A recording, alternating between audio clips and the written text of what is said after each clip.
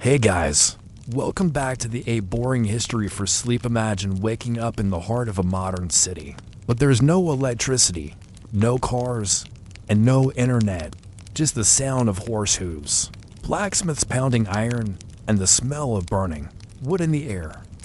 This isn't a dream, it's the medieval life, brought back to the urban world. In today's story, we'll take you deep into a world where survival means skill, not Wi-Fi, and where your next meal depends on how well you trade or hunt. So the question is, could you survive the medieval life in the middle of the city? Let's find out. Living medieval in the city. Could you survive? In English history, the 15th century is the last of the centuries that formed the Middle Ages, which were preceded by the age of racial settlement and followed by that of the Great Renaissance.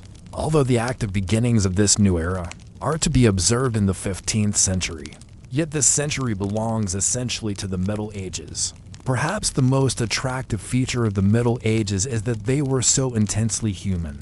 A naive spirit appears in their formal literature, as in Chaucer's account of the Canterbury Pilgrims, in their decorated religious manuscripts, in their thought, and very characteristically, in their architecture, which combines a simple naturalness with a bold and daring ingenuity. From columns, the constructional motive of which is so simple and natural, and walls pierced with windows, they erected systems of lofty arches and high stone-vaulted roofs, the stability of which depended on very skilled balancing of thrust and counter-thrust. Today, medieval buildings are to be found all over England.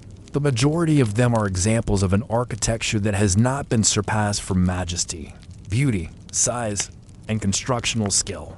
Such buildings, without the help of the literary and other memorials, testify by themselves to the greatness of the Middle Ages. Through the 15th century, England continued to be in a state of political unrest. There were wars and risings, both abroad and at home. For besides the Hundred Years' War 1337 to 1453 and the Wars of the Roses 1455 to 1485, there were wars with the Welsh and the Scots, as well as disorders made by powerful, intriguing barons.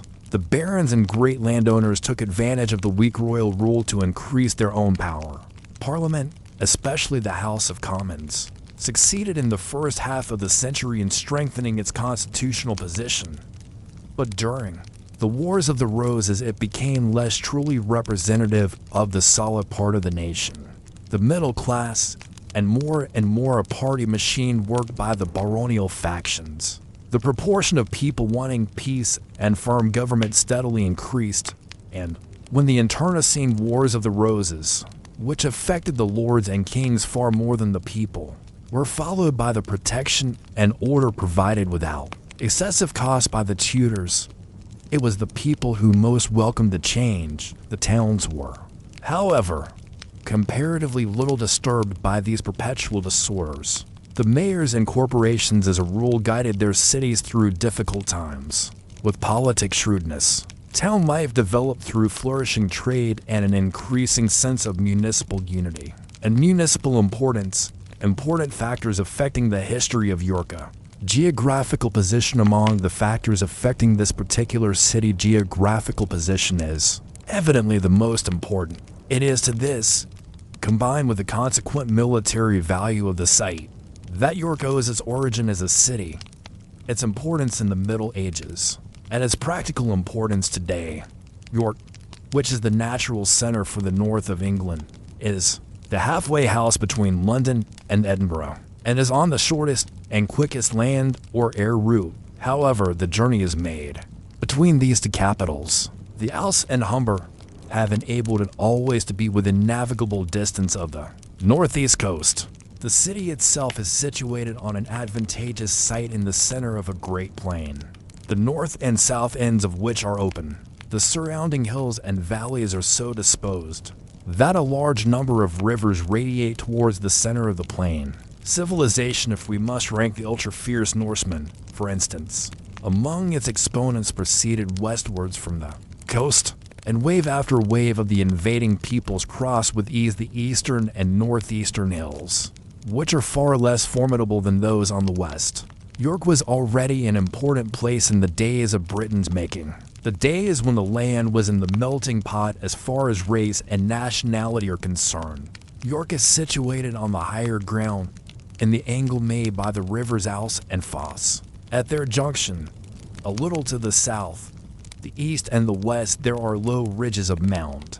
The outer, main series of hills which border the central plain are some dozen miles away, their outer faces being more or less parallel and running very roughly north and south. It seems clear that the site was chosen from the first for its immediate defensive value, the direct result of its geographical features. The position was of both tactical and strategic importance. In Roman times, however, its tactical value decreased when the Great Wall was built that stretched with its lines of mound, ditch, stone rampart, and road, and its series of camps and forts. From near the mouth of the Tyne to Solway Firth, henceforth the wall marked the debatable frontier. But York never lost its strategic value.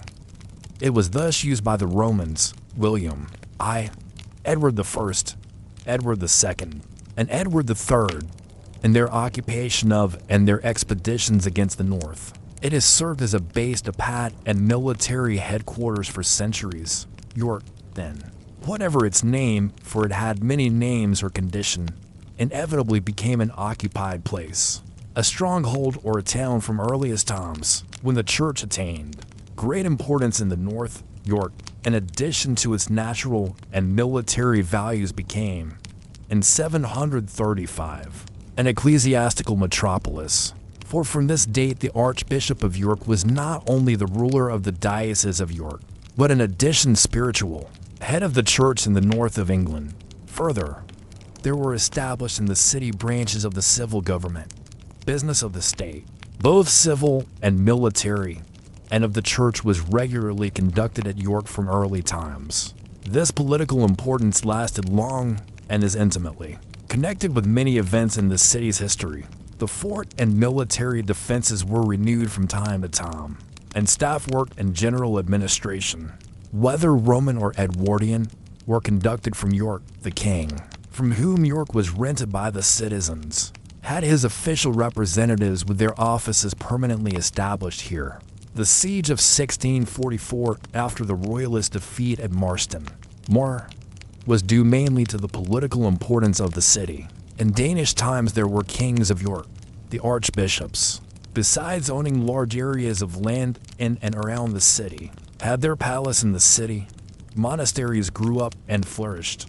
Till the dissolution, churches and other religious buildings were everywhere. Further, from century to century, York was the home of important nobles of the realm. This political importance has persisted through the centuries. York still claims its traditional rank of second city in the kingdom.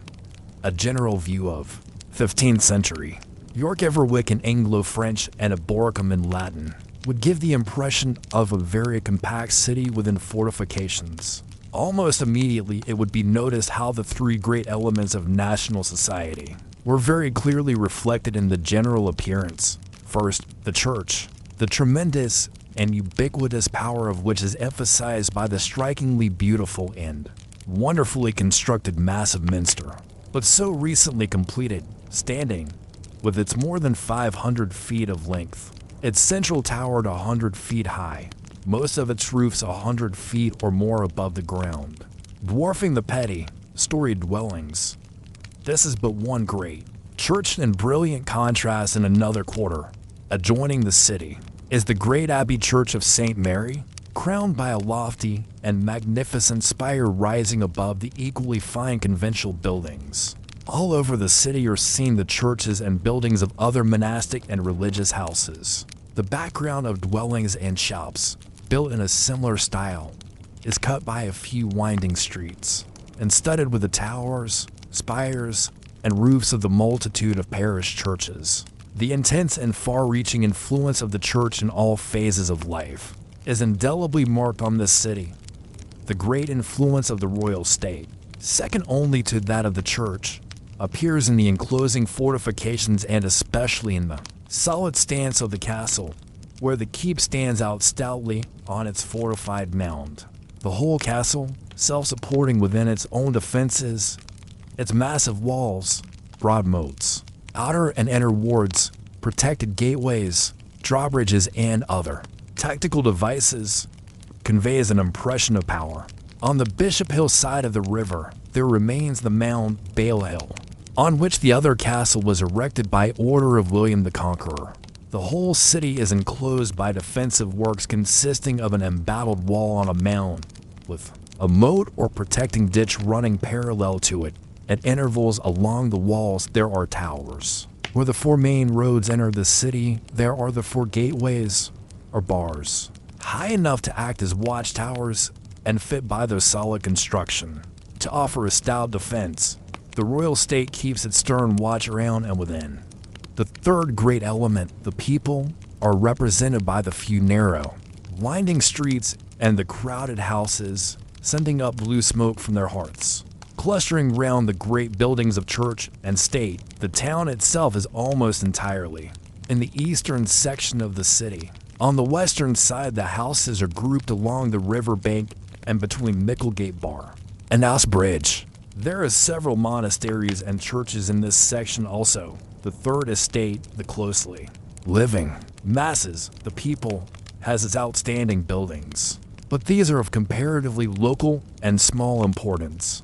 Although the city and Guildhall stand out utilitarian yet beautiful above the dwelling houses, yet they are not at all so prominent as the great erections of the church and the state. A glance over the city today from the walls or the top of a church tower emphasizes the dominance of the cathedral over the whole city. The Castle Keep Clifford's Tower is still an important feature in the view. There were as rivals neither factories nor great commercial offices in the 15th century city. St. Clement's Nunnery and 6 churches, of which 3 were not far from Walmgate Bar and 1 was near Monk Bar, were actually outside the city. Walls dot without the city and the cultivated land nearby most of the country consisted of great stretches of forest, one i.e. wood, marsh, moor, wasteland. This surrounding forest land was crossed by the few high roads leading to and from the city, which they entered through the bars. The country was not all wild and tenantless, for here and there, scattered about, were baronial castles and estates, and monastic houses and lands, all of which had their farming. In the forest there were villages each consisting of a few houses, grouped together for common security, where lived minor officials and men working in the forest. The great forest of Gouters, to the north of York, was a royal domain. In the 15th century, the population of York, the greatest city of the north, was about 14,000. Newcastle was the next greatest, being one of the 10 or 12 leading cities of medieval England, which had a total population of about 2.5 million. The inhabitants of York registered in 1911 numbered 83,802. Within the city, there was a number of sub-entities, each self-contained and definitely marked off, often by enclosing embattled walls.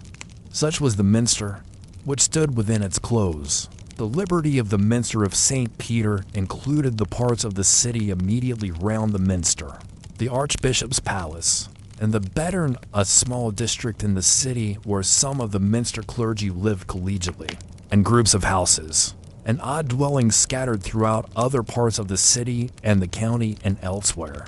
Individual monasteries formed further such sub-entities. For instance, St. Mary's Abbey, which was actually outside the city walls, but within its own defensive walls, the Franciscan Friary near the castle, Holy Trinity Priory, the Royal Hospital of St. Leonard, the castle, which obviously had to be enclosed and capable of maintaining and enduring isolation, was independent of the city. Each of these ecclesiastical institutions enjoyed a large measure of freedom from the rule of the municipal authorities. The city was also subdivided into parishes, which, of course, were not enclosed by walls. The parish boundaries, although less well defined than those of the areas above mentioned, were nonetheless distinctly marked. Streets, as we use the word today, were quite few in number. They were usually called gates and were mostly continuations of the great high roads that came into and through the city. after crossing the wild country that covered most of northern England, a desert in which a city was an oasis and a sanctuary. In the lofty and graceful open lantern tower of All Saints pavement, a lamp was hung to guide belated travelers to the safety and hospitality that obtained within the city walls. For the same purpose, a bell was rung at St. Michael's House Bridge. There were a few buildings along the high roads just outside the great entrances, the bars. Besides the few hovels and huts, there were hospitals for travelers. There were hospitals for lepers, the most wretched of all the sufferers from medieval lack of cleanliness. Most of the streets were mere alleys, passages between houses and groups of buildings. They were very narrow, and often the sky could hardly be seen from them because of the overhanging upper stories of the buildings along each side. Goods in the Middle Ages and right down to the 19th century were carried in towns by hand. Carriages and wagons and carts were not very numerous, and would have no need to proceed beyond the main streets and the open squares. If men must journey off their own feet, they rode horses. Pack horses were used regularly to carry goods, where nowadays a horse, or more probably, a steam or motor engine would easily pull the goods conveniently placed on a cart or lorry. The paving of rough cobbles and ample mud was distinctly poor. There was no adequate drainage. In fact, there was very little attempt at any beyond the provision of gutters down the middle or at the sides of the streets. There were no regular street lights, and pavements, when they existed, were too meager to be of much use to pedestrians. Streets led to the two open marketplaces of this medieval city, both of them Thursday Market, now called St. Sampson's Square, and Pavement, which was a broad street with a market cross near one end, were used as markets, but for different kinds of produce. Some markets, such as the cattle market, were held in the streets. These two marketplaces were the principal public open spaces, parts of a town that are given such importance in modern town planning schemes. Other open spaces were the cloisters and gardens of the monasteries, the courts of the castle, the graveyards of the churches, and private gardens. In spite of these and the passage of a tidal river through the city, it cannot be denied that the inhabitants of our medieval city lived in rather dirty and badly ventilated surroundings. The river Ouse was crossed by one bridge, which was of stone, with houses and shops of wood built up from the body of the bridge. The arches were small, and afford a striking contrast to the later constructions, in which a wide central arch replaced the two central small arches. The quays were just below the bridge. At one end of Ouse Bridge was St. William's Chapel, a beautiful little church, two as we know from the fragments of it that remain. Adjoining the chapel was the sheriff's court. On the next story was the exchequer court. Then there was the common prison called the Kidcote, while above these were other prisons which continued round the back of the chapel. Next to the prisons were the council chamber and muniment room. Opposite the chapel were the courthouse, called the toll booth, three of the debtors' prison, and a maison dieu, that is, a kind of almshouse. The present streets called Shambles, formerly Mangergate, for Finkel Street, Jubbergate, Petergate, and especially Shambles, Little Shambles, and the passages leading from them, help one to realize the appearance of medieval streets and ways. Dwelling houses range from big town residences of noble or distinguished families, by way of the beautifully decorated, costly houses of the rich middle-class merchants, to the humble dwellings of the poorest inhabitants. Every type of house, from the palace to the hovel, was well represented. The Archbishop's Palace, consisting of hall, chapel, quadrangle, mint, and gateway with prison, was near the minster. Beyond the fine 13th century chapel, now part of the Minster Library buildings, hardly a trace of this undoubtedly splendid residence is left. The Percys had a great mansion in Walmgate, and other parts were the mansions of the Scropes and the Vavasours. It is, however, the houses of the prosperous traders that are the most interesting, for in them we see the kind of house a man built from the results of successful business. Most houses were of timber. Those of the more wealthy were of stone and timber. The use of half-timbering. When the face of a building consisted of woodwork and plaster, made houses and streets very picturesque. The woodwork was often artistically carved. Each story was made to overhang the one below it, so that an umbrella, if umbrellas had been in use then, would have been almost a superfluity, if not a needless luxury, besides being impossible to manipulate in the narrow streets and ways of a medieval city. The upper stories of houses facing each other across a street were often very close. Usually there were no more than 3 stories. The roofs were very steep and covered generally with tiles, but in the case of the smaller dwellings with thatch, from a housetop the view across the neighborhood would be of a huddled medley of red-tiled roofs, all broken up with gables and tiny dormer windows. There would be no regularity, just a jumble of patches of red-tiled roofing. The present streets, called Shambles, Pavement, Petergate, and Stonegate, contain excellent examples of medieval domestic architecture. Shops were distinguished by having the front of the ground floor arranged as a showroom, warehouse, or business room which was open to the street. The trader lived at his shop. In the case of a butcher's, for example, the front part of the shutters that covered the unglazed window at night was let down in business hours so that it hung over the footway. On it were exhibited the joints of meat. Butchers' slaughterhouses were then, as now, private premises and right in the heart of the city.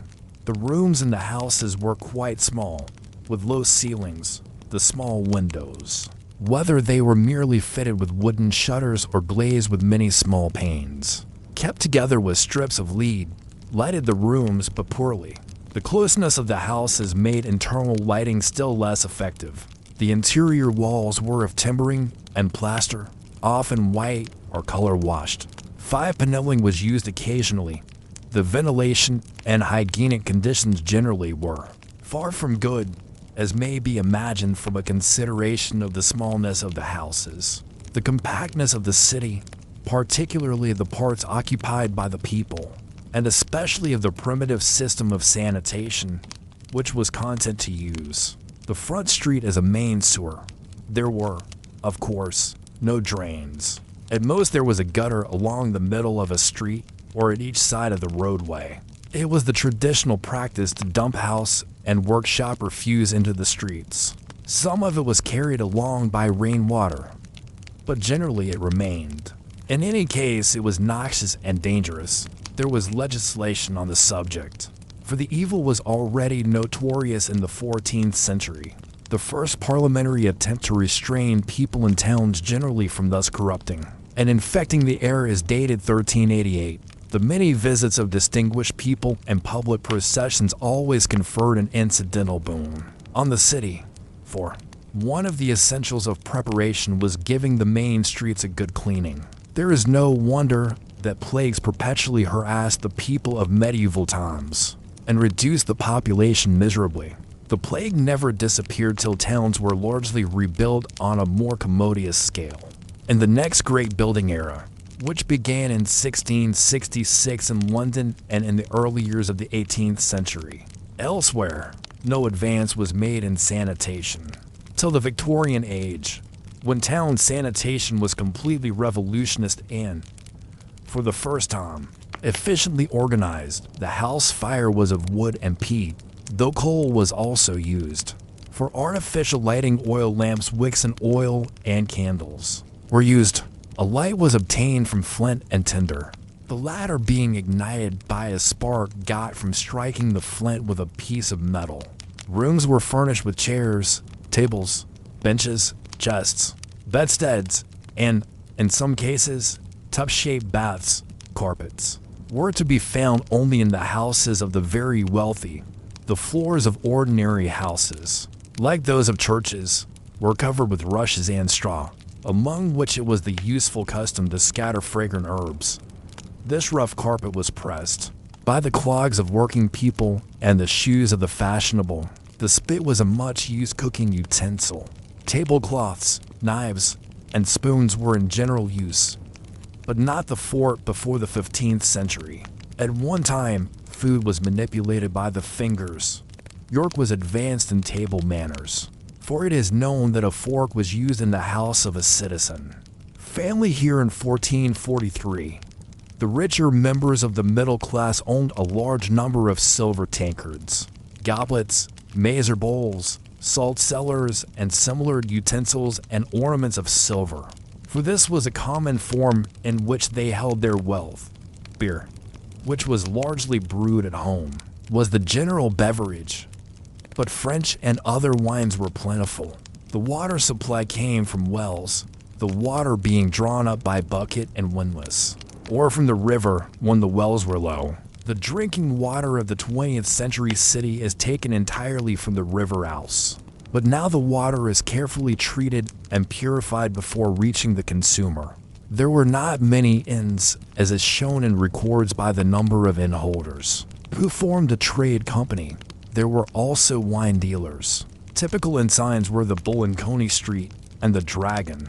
There is no reason to believe that in this century there was a really large amount of drinking and drunkenness, such as there was in the 18th century. An ordinance of the marshals of 1409. No man of the craft shall go to inns, but if he is sent after, under pain of fordee, may be quoted. The houses of the wealthy and the great lords were, of course, the better furnished. They had walls adorned with tapestries and hung with arras or hangings. Occasionally their walls were panelled. Their furniture was rich, well constructed, and carved by skilled craftsmen. Their mansions were large, for they had to house, beside the owner's family and personal household, retainers and dependents attached to his service in diverse capacities. Civic buildings consisted chiefly of the halls connected with the trade guilds. The rulers of the city and of the guilds were often the same men, in any case usually men of the same set. These secular buildings were really distinguished in appearance, but not monumental. They reflected something of the wealth that accrued from trade. They were of good size and proportions, built to be worthy of the practical use for which they were intended. The lower stages were of stone, the upper for the most part of wood and plaster half timbering. The structural framework was composed of stout beams and posts of timber. The timber roofs were covered with tiles. Examples may be seen in the Merchants' Hall, Fossgate, and St. Anthony's Hall in Peasholm Green. The wooden roof of the Guild Hall, which was the common hall, erected in the 15th century, is supported by wooden columns. The walls of this hall and the entire basement are of stone, of Davy Hall, the king's administrative offices and prison for the royal forest of Galters. Not a trace remains to show the kind of buildings they were. The fortifications consisted of the castle and the city walls with their gateways. The massive stone keep of the castle was on a high artificial mound at the city end of the enclosed area occupied by the castle. Around this mound there was a moat or deep, broad ditch filled with water. The keep, which is in plan like a quatrefoil, consisted of 2 stories. Within, near the entrance, there is a well, the memory of which is forever stained by the unhappy part it played in one of the most bitter persecutions of the Jews. Beyond the keep there were inner and outer wards, official buildings including the King's Great Hall, the Royal Mint, and barracks for the King's soldiers. The entire castle, which was the residence of the royal governor and a military depot, was surrounded by walls, outside which were moats, or the river, or swamps, according to the position of each side. These moats, or defensive ditches, were crossed by drawbridges. To enter a fortified place in the Middle Ages, one had to pass a barbican, an outwork consisting of a fortified wall along each side of the one way, a drawbridge across the moat, a portcullis or gate of stoutly intercrossing timbers set horizontally and vertically with only a small space between any two beams, giving the whole gate the appearance of a large number of small square holes, each surrounded by solid wood that could be lowered or raised at will in grooves at the sides of the entrance opening. The ends of the vertical posts at the bottom formed a row of spikes which were shod with iron. The points of these spikes entered the ground when the portcullis was lowered. Beyond, there were the wooden gates of the inner opening, the city walls, of which the present remains date from the reign of Edward III, were broad, crenellated walls of limestone on a high mound which was protected without by a parallel deep moat. At the north, east, south, and west corners there were massive bastions, and between these, at short intervals, smaller towers. Besides being crenellated, the raised front of the wall itself was often pierced with slits shaped for the use of long or crossbows. The bowmen were very well protected by these skillful arrangements. Some of these slits, shaped like crosses, were of exquisite design architecturally. The continuity of these mural fortifications was broken only where swamps and the rivers made them unnecessary and where roads passed through them. The four principal entrances along the main high roads were defended by the four bars or fortified gateways. These, with their barbicans, 3 of which were so needlessly and callously destroyed in the last century, were magnificent examples of noble permanent military architecture. The outer full weight of Monk Bar today, spoiled as it is, expresses a noble strength. There was formerly only the single way, both for ingress and egress. 6, the bar was supported on each side by the mound and wall, which latter led right into the bar, and so to the corresponding wall on the other side. Each of these entrances to the city was protected by barbican, portcullis, and gate. Each evening the bars were closed and the city shut in for the night. Defenders used a bar as a watchtower or a fort. They could walk along the high crenellated walls of the barbican and shoot thence and stop the way by lowering the portcullis. 7, near the castle there were the castle mills, where the machinery was driven by water power. Outside the walls there were strays or common lands. Some of the land immediately around the city was cultivated or used as pasture. There were, besides dwellings, several churches and hospitals just outside the city. Beyond the suburban area was the forest. The most notable of the religious buildings is the minster, which was practically completed in the 15th century. When the work of erecting the 3 towers was finished, the architectural splendor of this mighty church must have appealed very strongly to the people of the 15th century. For did they not see the great work that had gone on for centuries at last, brought to this glorious conclusion? It rose up in the midst of the city, always visible from near and far. The inside was even more magnificent than the exterior. The fittings and furniture were of the richest, the light mellow tone of the white stonework wall. The minster stood within its close, one of the 4 gateways of which College Street Arch remains. This part of the city around the minster was enclosed, because it was under the jurisdiction of the Liberty of St. Pierre, originally founded in 627 by Edwin, King of Northumbria. The minster had been rebuilt and enlarged from time to time. It received its final and present form in the 15th century. At one time, the nave was rebuilt. At the same time, there was built, near but separate from the main building, the chapter house, a magnificent octagonal parliament house of one immense chamber. Later, the chapter house was connected with the main building by the vestibule. Then the choir was replaced by a larger and finer building in the then latest architectural fashion. The new choir contained the east window, which in the eyes of contemporaries was wonderful and unrivaled for its size and painted glass. It occupies nearly all the central space of the east wall from a few feet above the ground to almost the apex of the gable.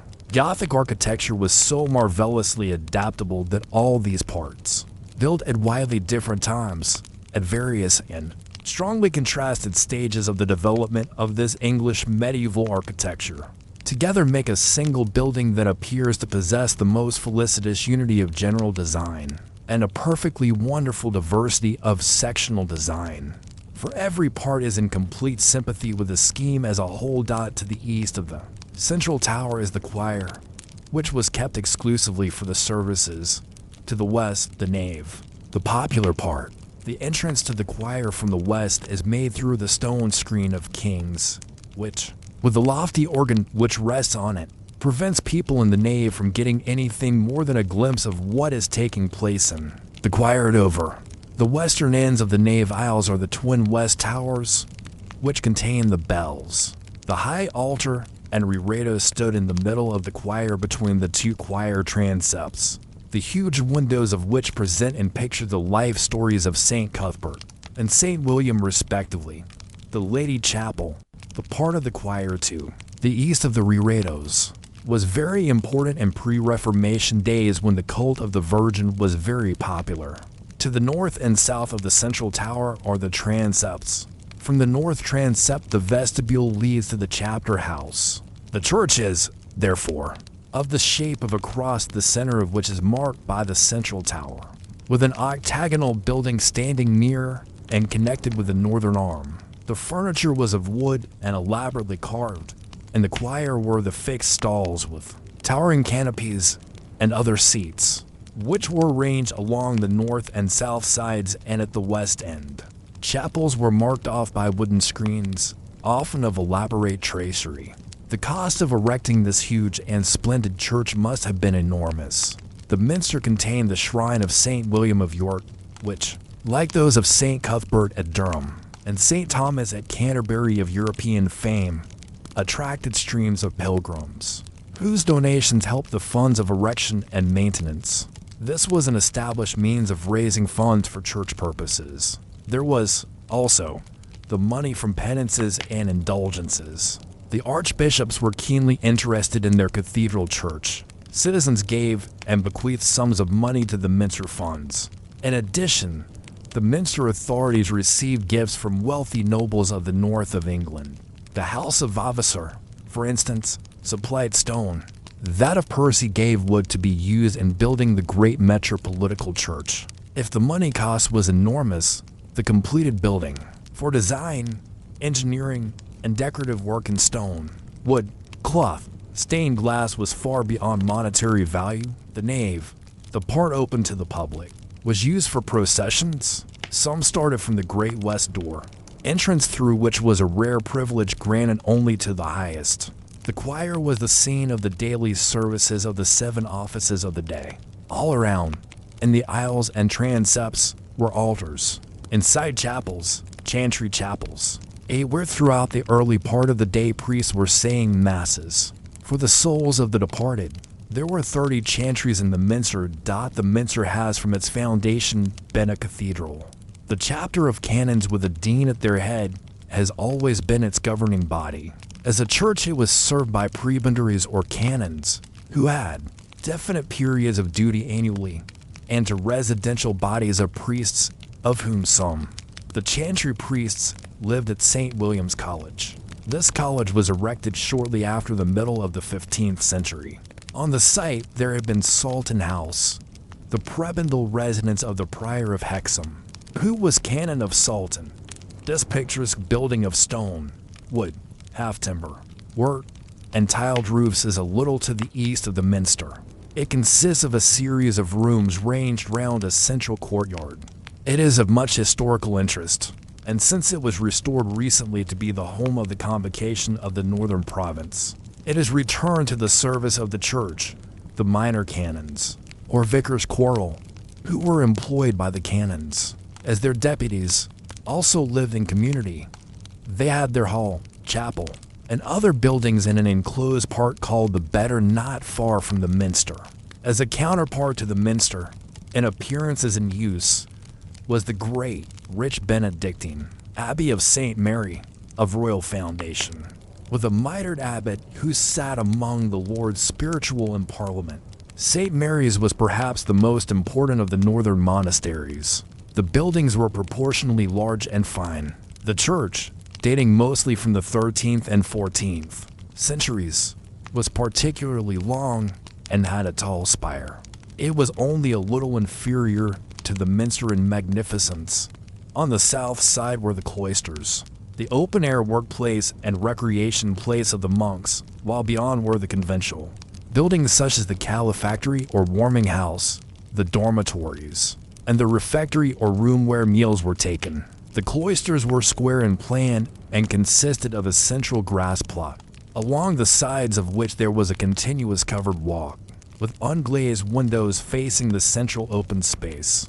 Benedictine abbeys usually conformed to a common scheme as regards the planning of the church and the conventual buildings. The cloisters were only one of the courts or open squares, which separated groups of conventual buildings. Further, there were gardens and orchards. Nearer the river, there was the hospitium, or guest house, where visitors were lodged.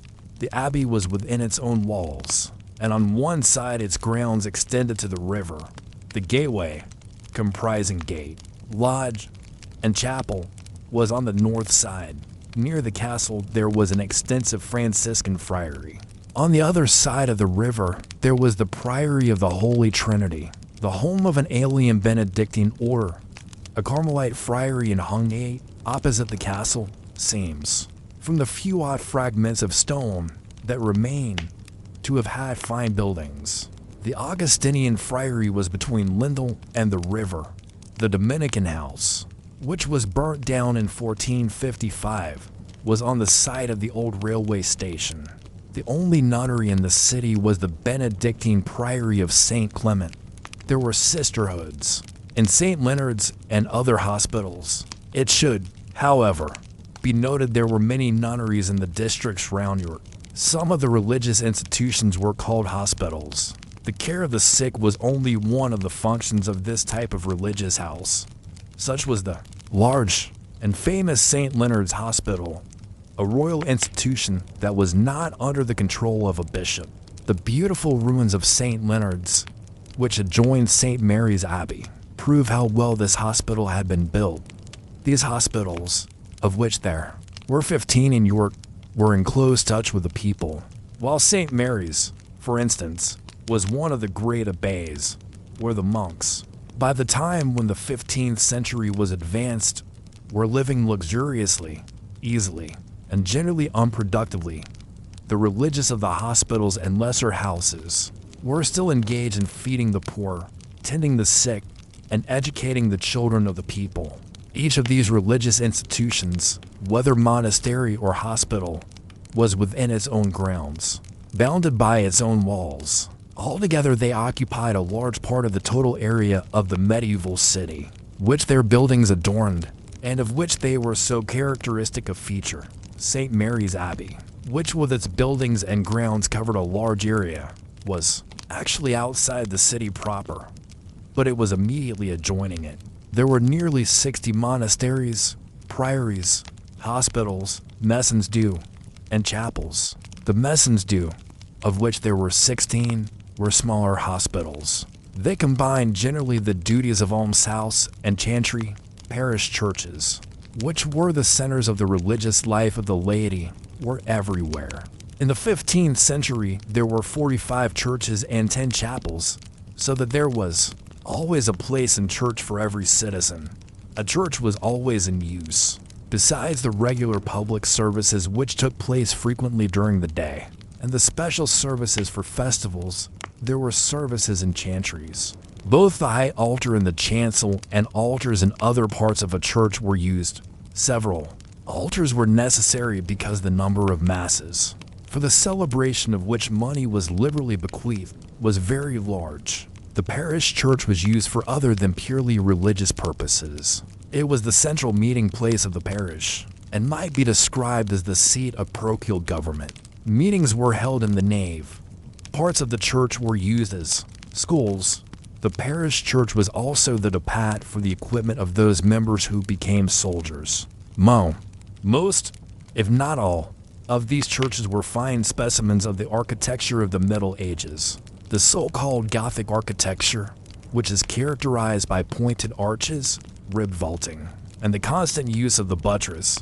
These churches were, in contrast to the present condition of most of those that remain, complete with chancel, nave and aisles, towers or spires, bells, stained glass windows, and furniture, many of them being particularly rich in one or more of these features.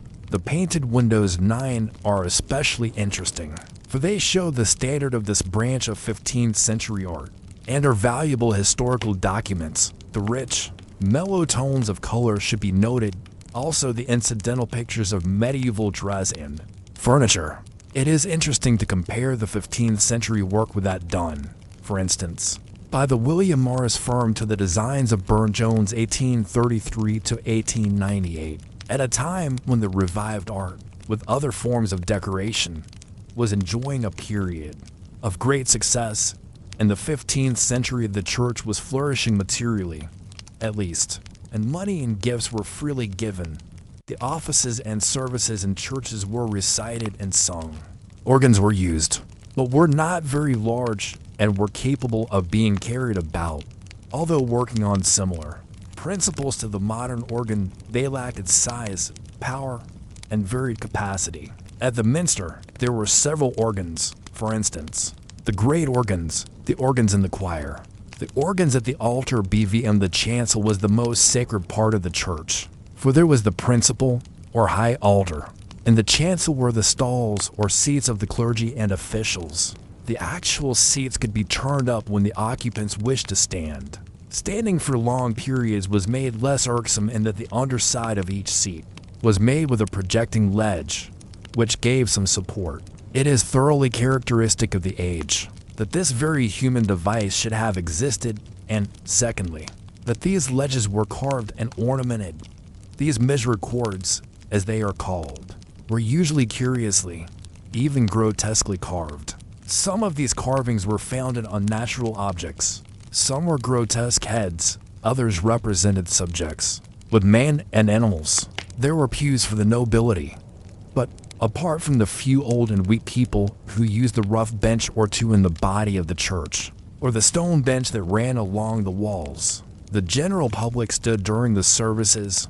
Wealthy parishioners left money to the parochial clergy and for the fabric of the church.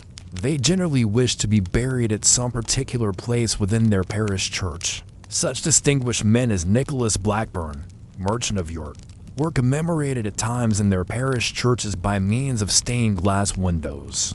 The portraits of Nicholas and his son and their wives appear in the east window of All Saints. North Street, his arms also are to be seen in this window. The house was tidal and navigable right up to York. Trade, especially in woolen goods, was carried on in the 15th century by river and sea directly between York and ports on the west coast of the continent and, especially, Baltic ports. On arriving at York, the boat stopped at the quays, adjacent to which were warehouses. Just below Osbridge, the sea-going boats were not large. They were usually one-masted sailing ships, built of wood. They had high prows and sterns, with a capacious hole between. Some of them were built in York. Their trade was such that some of the York merchants, for example the wealthy Helm family, had establishments in foreign ports. The Helms had property in Calais. The regulation of the waterways in and near the city was vested in the corporation. Matters pertaining to navigation and shipping were judged by an admiralty court under the King's Admiral, whose jurisdiction extended from the Thames to the northern ports. Parish government formed the unit in the government of the city. Each parish was a self-governing community, electing its own officers with the exception of its rector, making its own bylaws, and, to meet expenses, levying and collecting its own rates. Its constables served as policemen, attended the sessions, and acted as the fire brigade. They looked after the parish-trained soldiers, acted as recruiters, and had the care of the parish armor, which was kept in a chest in the church. They distributed money among lame soldiers, gathered trophy money, relieved cripples and passengers, but unfeelingly conveyed beggars and vagabonds to prison. The parish soldiers kept watch and ward over the parish defenses. The parish stocks, in which offenders were placed, stood near the churchyard stile. The constables were also responsible for such lighting as the parish required, and kept the parish lantern. The officials looked after the parish poor, dispensing charity by gifts of bread and money. The parish boundaries were perambulated every Ascension Day. Parish dinners were held on the choosing of the church wardens, the visitation of the archdeacon, etc. The parish officials invoked the aid of the law when parochial rights were infringed, especially by neighbors. The church was the center of parochial life, and in it the business of the parish was transacted. Parishes were grouped as wards. The wards chose city councillors, and these elected their aldermen. The 6 wards formed the municipality over which presided the mayor.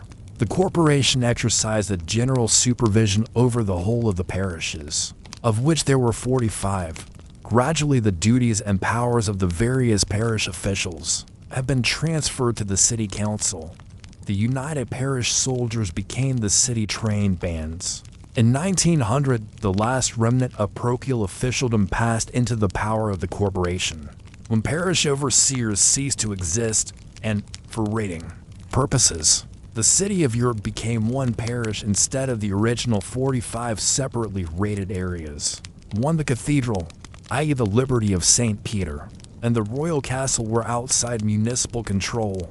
The archbishops also had their privileges. They had once owned all the city on the right bank of the Ouse. In the 15th century, they still retained many of their privileges and possessions in this quarter, as, for example, the right of holding a fair here in what was formerly their shire. These archiepiscopal rights have not all lapsed, for in 1807 the archbishop of the time, successfully asserting his legal rights, saved from demolition the city walls on the west side of the river. York was a royal borough, that is, the freemen of the city had to pay rent to the king, from whom it was farmed directly. It was not owned by any knight or lord, that is, apart from the archbishop's possessions, which belonged to the western section of the city. The city proper was almost entirely on the opposite side of the river. The king retained possession of certain properties, such as Galter's Forest, lying in the valley stretching northwards from York. He had a larder and a fish pond at York, also a court, offices, and a prison Davy Hall, of which the name alone remains for the administration of the forest. These town properties were, of course, entirely extra-parochial. York received a long succession of royal charters. Henry I granted the city certain customs, laws, and liberties, and the right to have a merchant guild. The possession of these rights was confirmed by King John in the first year of his reign. In 1396, Richard II at York made the city a county in itself. In consequence, the office of bailiff was replaced by that of sheriff. The king's official representative in the city was called the sheriff, whose office in York has been continuous down to the present day. The sheriffs there were usually two were responsible for the maintenance of order for the local soldiery and the collection of the royal taxes and dues. The sheriff was a busy and important medieval official. The mayor was the real governor of the city. He was a powerful official and literally ruler of the city. In practice, he was most often a wealthy and important merchant, and, like the aldermen, belonged to the group of men who governed the trade guilds as well as the municipality. Various symbols were attached to his office. The chief objects among the corporation regalia at the present time are the sword, mace, and cap of maintenance. There were 3 city councils, the 12, the 24, and the 48, as they were called. There were the aldermen and councillors, the lords and commons of the municipal parliament. The ordinary council chamber was at Ouse Bridge. The other was the common hall.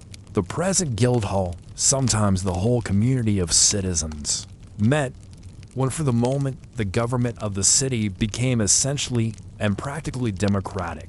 This was only done on important occasions to decide broad questions of policy, or when numbers were needed to enforce a decision. The commons really possessed no administrative power. The form of civic government was supposed to be representative, but as a matter of fact it was not only not founded on popular election, a procedure enforced in 1835 by the Municipal Reform Act, but was kept exclusively in the hands of the wealthy merchant and trading class, the middle class. Men of this class became aldermen. When a vacancy occurred in the upper house of civic government, they chose a man like themselves. The mayor was elected by the aldermen, who naturally chose one of themselves. In fact, the government of the city was in the hold of a close self-elected corporation. The mayor held his court in the common hall, where he heard pleas about apprentices and mysteries, i.e. the rules of the crafts, offenses against the customs of the city, Breaches of the king's peace. It was his duty to administer the statute. Merchant, the recorder, was the official civic lawyer. The governors of the city were intimately connected with the control of trade and the rule of the pageants. These phases of city life overlapped considerably and were interdependent. Weaving was the principal trade. The mayor and aldermen were the masters of the mysteries of the weavers. Power to enforce the ordinances of the other mysteries was granted by the mayor and corporation. There were times when the king took the government into his own hands. This was done during the rebellion of the Percys, a northern family skilled and experienced in rebelling. Henry IV withdrew the right of government from the city in 1405, but he restored it in 1406 after the execution of Archbishop Scrope, who had been so popular with the people of York. Of medieval punishments, the most obvious were the stocks, a contemporary picture of which is to be seen in one of the stained glass windows of All Saints. North Street. Examples of stocks survive in the churchyards of Holy Trinity, Micklegate, and St. Lawrence's. They were near the entrance to the churchyard and commanded full public attention.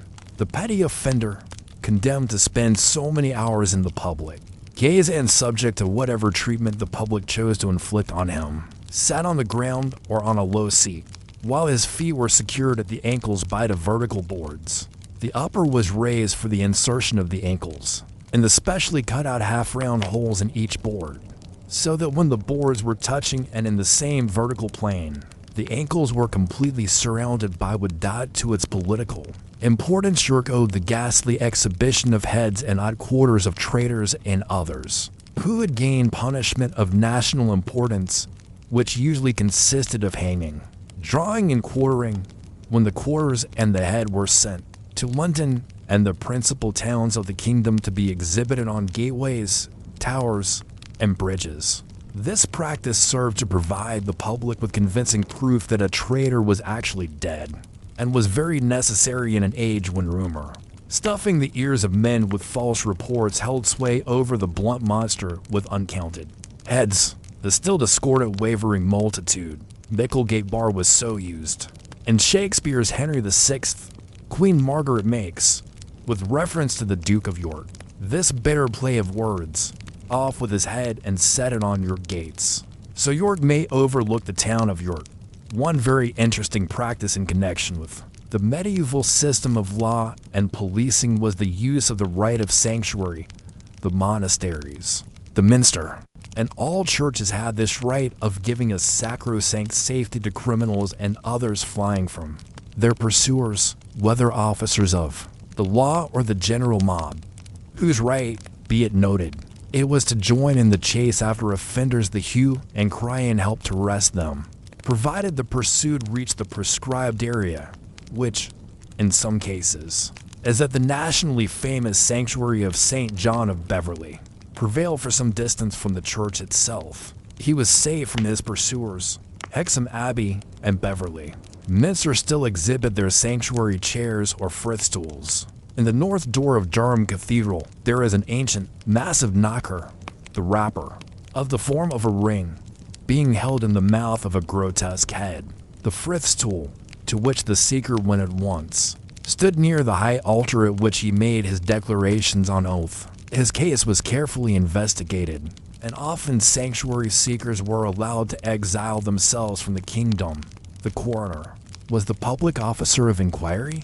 The church took every care that the crime of breaking the sanctuary so granted was regarded not at all lightly.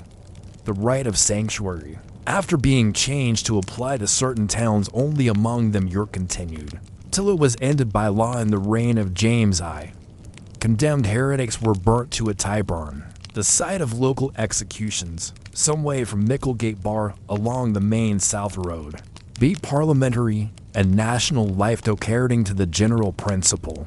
The king was the ultimate and absolute owner and ruler of the land and people. The rights, liberties, customs, and powers possessed by individuals and corporate bodies were specified parts of the royal power, which the king had granted on some consideration or other. Thus, knights, archbishops, and nobles received lands and rights in return for the provision, when required, of military service by themselves and a certain force of their retainers, except that no personal military service was required from the archbishop from the very nature of his calling. The monasteries and other church institutions had many possessions and rights. The church, which was established in the realm before Parliament, was a very great owner of land. The authorities of cities, with their trade guilds, received the right of trading or holding markets and of levying tolls or municipal taxes. They received also the right of making their own local laws or bylaws. These authorities, whether individuals or corporate bodies, to whom rights and liberties were granted, had their own officers and laws controlling their liberties. Besides the king's peace, there were, therefore, the jurisdictions of these various rights granted from the supreme royal authority. From York there went to the national parliament the Lord Archbishop of York, the Lord Abbot of St. Mary's Abbey, those nobles who resided in the city and were lords temporal, and the two representatives of the commonalty of the city. The body of lords spiritual was of great importance in the Middle Ages. The convocation of the lords of the church had itself a share in the governing of the nation, as well as of the church, its own particular sphere. The church was one of the most powerful and richest factors in national affairs. The clear division of the Parliament of the Middle Ages into three groups reflects the sharp divisions that there were between the three great classes of the nation: the nobles, the clergy. The people died in the 15th century, as in other centuries. York was frequently visited by the king from time to time, as when the king and court proceeded north. During the wars with Scotland, Parliament was moved to York, where it was held in the chapter house of the Minster. 6 of the 7 windows of the chapter house contained their original stained glass, in which appear shields of King Edward I and members of the court. The chapter house was used as a parliament house during the reigns of the first 3 Edwards. The king, in medieval times, was actual commander-in-chief, and it suited him well for Parliament to meet in the political capital of the north, so that he could continue the civil administration while conducting warfare in the north. Henry IV was in York on several occasions, chiefly because of rebellions. The House of Percy, which engaged frequently in revolt and faction, led the rebellion of 1403 in which Henry Percy, called Hotspur, was killed at the Battle of Shrewsbury.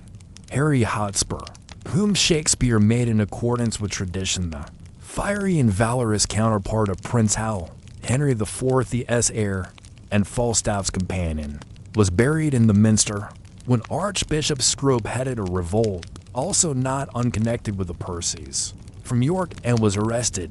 Henry IV hastened to York, and the popular archbishop was executed forthwith. A royal and sacrilegious deed that caused intense indignation, especially among the people of York, who for some months lost the right of local government as a result of this affair.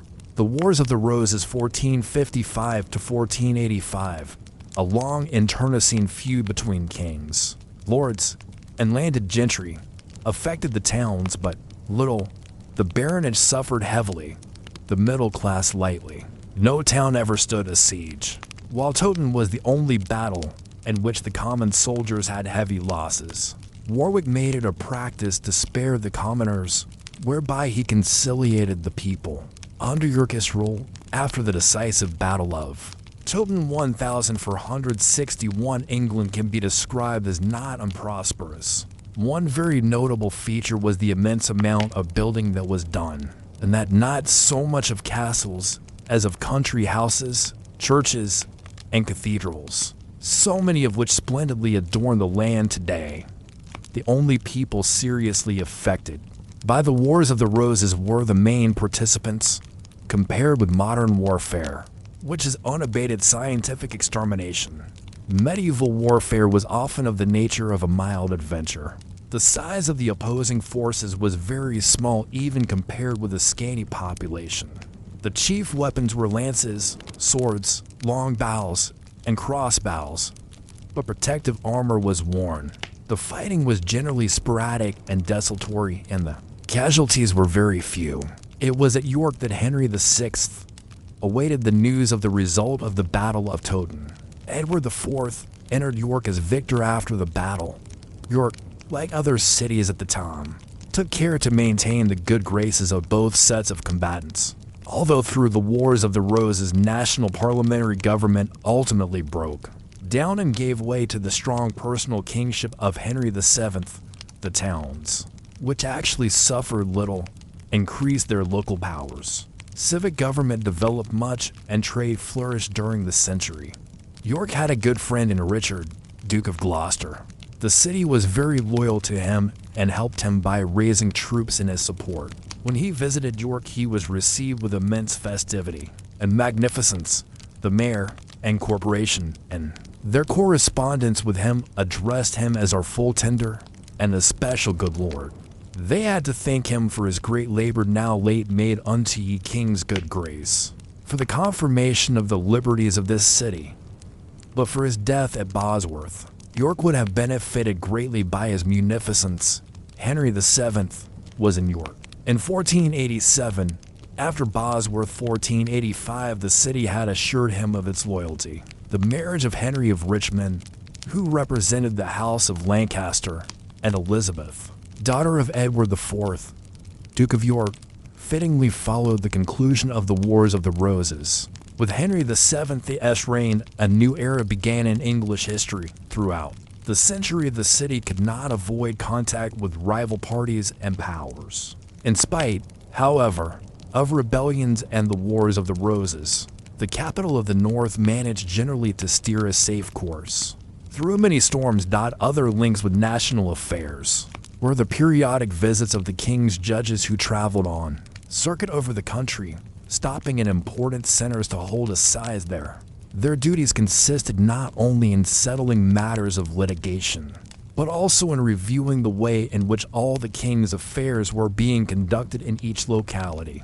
They supervised the work of the sheriffs. Galts Forest and the fish pond. Both royal property helped to furnish the king's table with food. From the royal larder at York, such foodstuffs as venison, game, and fish were dispatched salted to wherever the king required them. See, business life took business in one form or another was the occupation of the majority of the citizens. There were a few capitalist merchants, many traders, and thousands of employed workpeople, skilled and unskilled.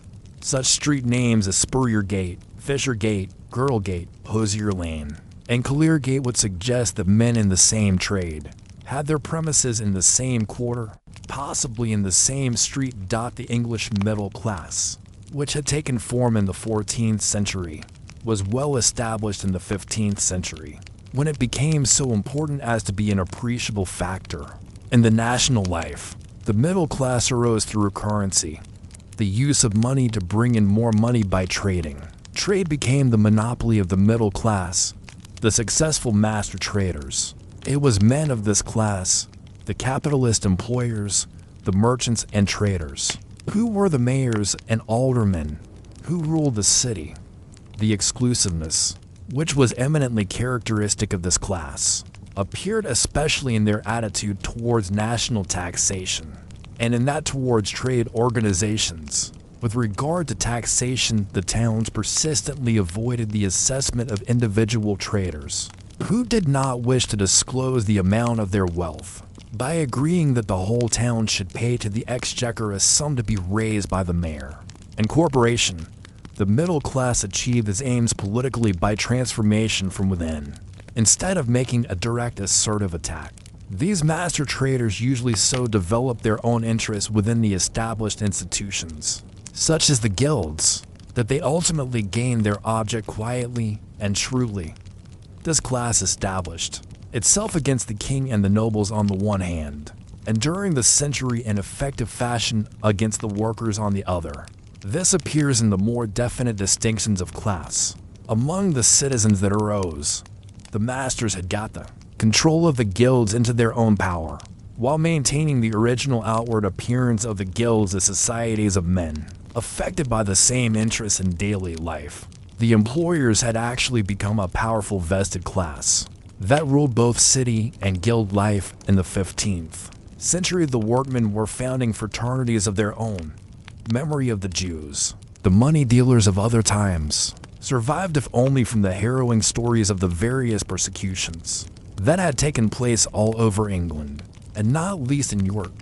The Jews had been expelled from the country by Edward I, with the encouragement of the church, in 1290, partly for economic, partly for religious reasons. Their supplanters, the Italian bankers, whom Edward favored, soon acquired from their trading an unpopularity equal to that of the Jews as traders. The rise of the middle class had coincided with the release of money and coin from the hoards of the Jews and from the coffers of the Knights Templars, whose order was abolished in 1312. The merchant and trading class, apart from the nobility and the church, formed the bulk of the people of the nation.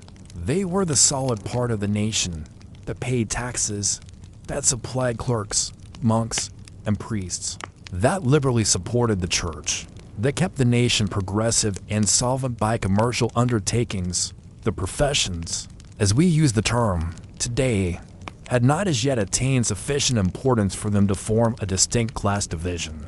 There were a few capable physicians, but generally the practice of medicine was shared by the church and the barber surgeons. Priests and officers of the church had the privilege peculiar to the church by which even a poor, but intellectually capable man could rise to high office and become the social equal of nobles. Architecture was practiced by master masons under the patronage of leading ecclesiastics and nobles. Teaching was nearly all the work of the church. The lawyers, however, were already to be distinguished from those who gained profit by dealing in goods, for they made profit from transactions on paper, from managing the interests of others, from trading in their own acute mental powers. The wool trade was by far the most extensive and flourishing trade of England in the 14th and 15th centuries. This was the trade that made England great commercially. Wool was England's raw material and the source of most of her wealth. The numerous monasteries had huge sheep farms. Edward III had encouraged foreign cloth workers to settle in England. In York, as in other places, the first York craftsmen to be incorporated were the weavers, who received a charter from Henry II, in return for which they paid a tax to the king for the customs and liberties he granted them. The weavers were the largest and wealthiest body of traders. Guilds had developed from societies of masters and men engaged in the same trade, to the trade guilds, which in the 14th century were trade corporations, the lower ranks of members being the workers, the higher ranks, including the office holders, the richer merchants, the capitalist employers. The ruling committees of the trade guilds made regulations and generally governed their particular trades. Despite the power of the guilds, the municipal authority maintained its supremacy in civic government because it enforced the ordinances of the trades. Moreover, disputes between the guilds themselves gave the city authority opportunities of increasing its power, of which it availed itself. The system of serfdom, by which serfs were bound to a particular domain and owned by their overlord, had not yet ceased. Nearly all the workmen of York, however, were freemen, i.e. they had full and complete citizenship. The members of the councils of aldermen and councillors, the mayors and city officials, the members of the trade guilds, were all freemen. In the 15th century, the wealthy and important employers and traders governed the guilds. They were in the position and had the power to regulate the conduct in every way of their own trades. Thus, rules were laid down as to the terms of admission of men to the practice of a trade. The government of the guild and the meetings of the members and ruling committees, the moral standard of the members in their work and trafficking, the payments of masters to workers, the prices of goods to be sold to the public or other traders, the rates of fines and the amount of confiscations inflicted on those who broke the rules of their guild, the terms on which strangers, English and foreign, were to be allowed to pursue their trade in the city, whether Sunday trading was to be permitted or not, the duties of the searchers, everything incident to the share of the guild in the city's production of pageant plays, The question of the terms of the residence and trading of strangers received constant consideration. The city had, in many respects, complete local autonomy, and rules were made with regard to strangers who came to carry on their trades in the city. From 1459, aliens had, by municipal law, to live in one place only, at the sign of the Bull and Coney Street, unless they received special permission from the mayor to reside elsewhere. The guilds were ruled by masters and wardens. They had their various officials. The searchers were officers appointed to observe that the rules of the trade were being carried out properly. They took care that only authorized members pursued the trade of the guild, of which they were the officers. They vigilantly watched the conduct of the members, and it was their duty to take action in case of infringement of the rules and to bring offenders before the mayor and his court. The wealthy trading class all over the country did great and lasting work in founding grammar schools and building or rebuilding cathedrals and churches, or parts of them. There was a social side to the guilds. This appeared in the public processions and the performances of plays, the morality and mystery plays of medieval England. There was also a strong religious side to the guilds. The processions and plays were fundamentally religious. The church's festivals were recognized as holidays. Much money was given and bequeathed for the foundation of chantries, which would their priests have their place of. The merchants lived well. They were rich from trade, and through the corporate guilds governed their own trades both legislatively and executively. The highest offices in civic life were theirs. They lived in houses as splendid as they cared to have them. They furnished their homes with quantities of silver plate, both for use and for ornament, for this was the most suitable outlet for superfluous wealth in days when modern facilities for investment did not exist. They wore clothes of fine material, richly trimmed. They were honored citizens. They were earnest in religion, and their benevolence to the church is very remarkable. They were forming a lesser aristocracy now that they were becoming owners of agricultural land, as well as town property. They had the benefits of wealth and comfort, while they were shrewd enough to avoid the penalties of advertised riches. A typical instance of a successful merchant who rose to high positions was that of Sir Richard York, who was mayor of the staple of Calais and Lord Mayor of York in 1469 and 1482, and Member of Parliament. A window in St. John's Church, Micklegate, in commemoration of him is still to be seen. A shield bearing his arms azure, saltire argent, appears in the glass. Another bears the arms of the merchants of the wool staple of Calais. He was knighted by Henry VII. When that king was in York, in 1487, masters took apprentices, who themselves generally became masters in their turn. The conditions of apprenticeship were ruled in detail by the guilds. When a workman became a skilled artisan, he was called a journeyman, that is, a man who earned a full day's pay for his work. The legal hours of work were, from March to September, from 5 a.m. to 7:30 p.m., with half an hour for breakfast and an hour and a half for dinner. Saturday was universally a half holiday. There were 40 for working weeks in a year and, consequently, a total of holidays and non-working times of 8 weeks. The burden of the very long hours was increased by the great physical exertion required from men who had to do much that is now done with the help of machinery. The strain was not always unrecognized, for the minster workmen were allowed a period of rest during the working day. Some of the men engaged in the construction of the minster were not York men. The men employed there were by exception under ecclesiastical control. They were not governed by any of the city trade guilds. The master mason was in charge of the whole of the building operations. A list of trades in the city will suggest the kinds of business there were. Some of the names will go far to explain some modern surnames. Wool trades, mercers, tapeters and couchers, makers of tapestry, hangings, carpets, and coverlets closing parenthesis fullers card makers. Listers, dyers, listers, shearmen opening parenthesis, shearmen closing parenthesis, sledmen dyers, weavers of woolen, Leather trades. Barkers opening parenthesis, TANNERS closing parenthesis, CURRIERS. Building trades. Carpenters. Wrights and JOINERS. PLASTERS. Tylers. IRONMONGERS. Painters. Glaziers. Food trades. Spicers, grocers, CF French épicier, cooks and water leaders. Baxters, bakers. Vintners and TAVERNERS. BOUCHERS. Butchers.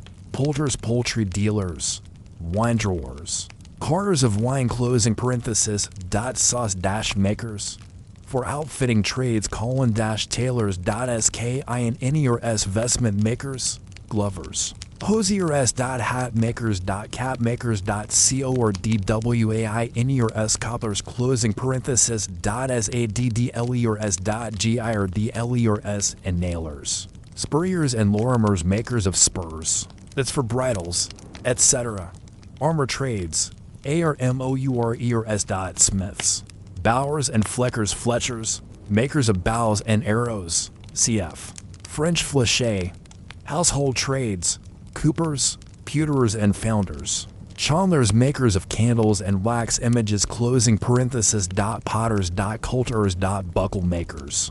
Shithers, bladesmiths, DRAPers, linen weavers, miscellaneous trades. Goldsmiths. Latoners, workers in the metal called Latin.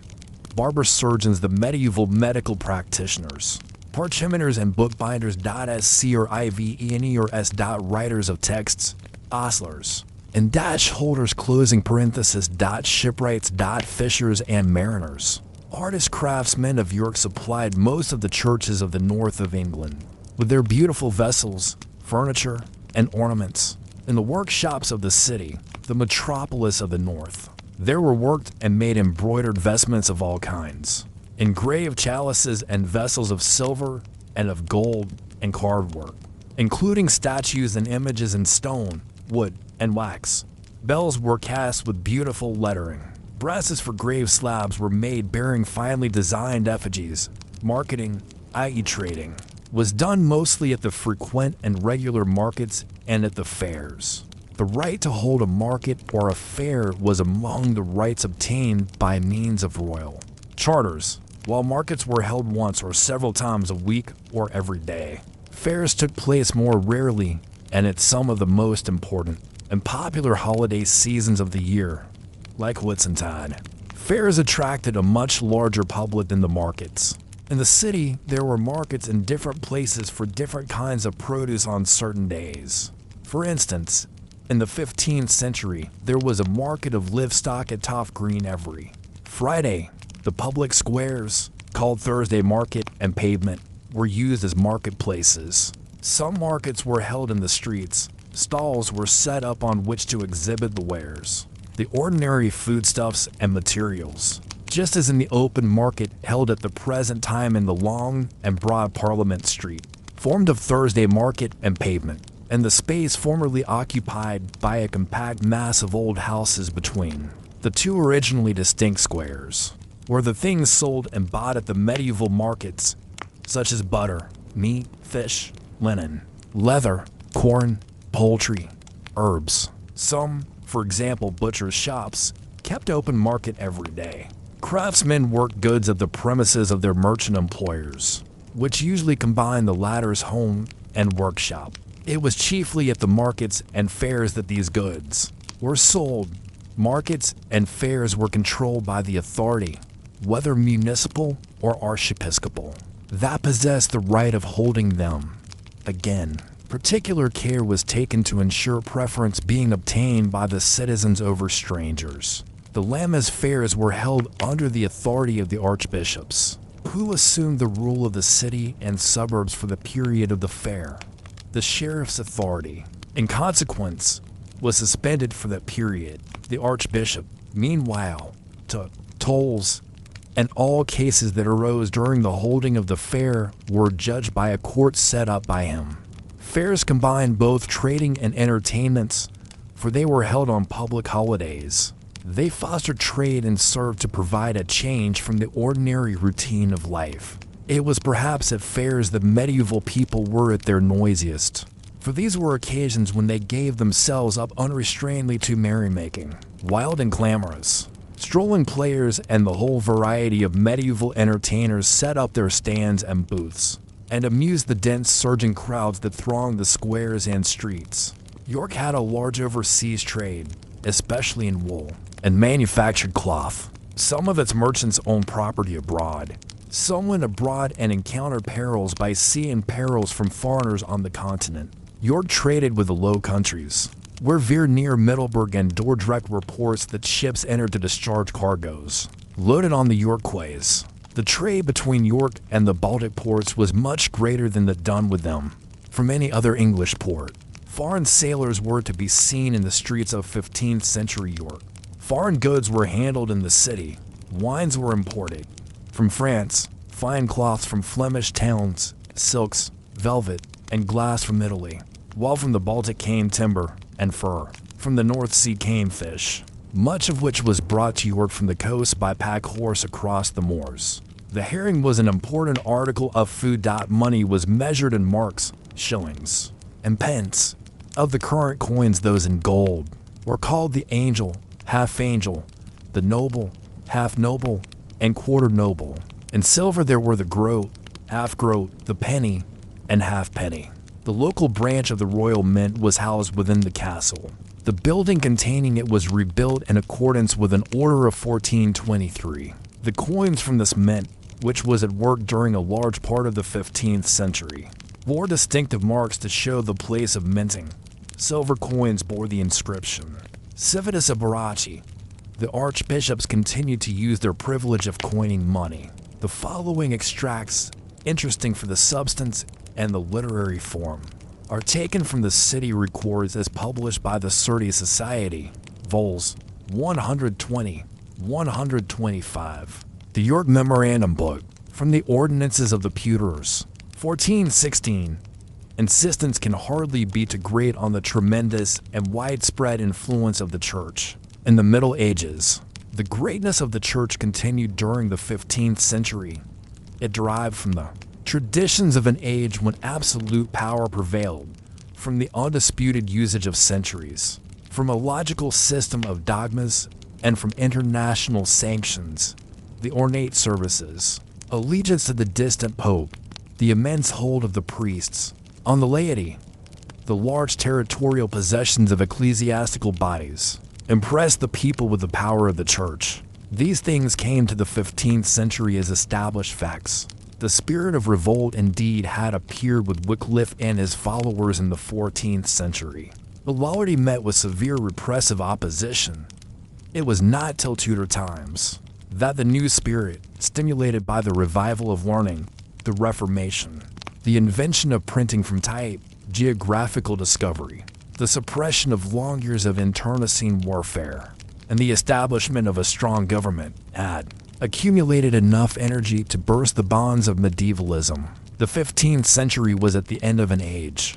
It is interesting to note that Wycliffe d. 1384, one of England's greatest men, was ordained in York.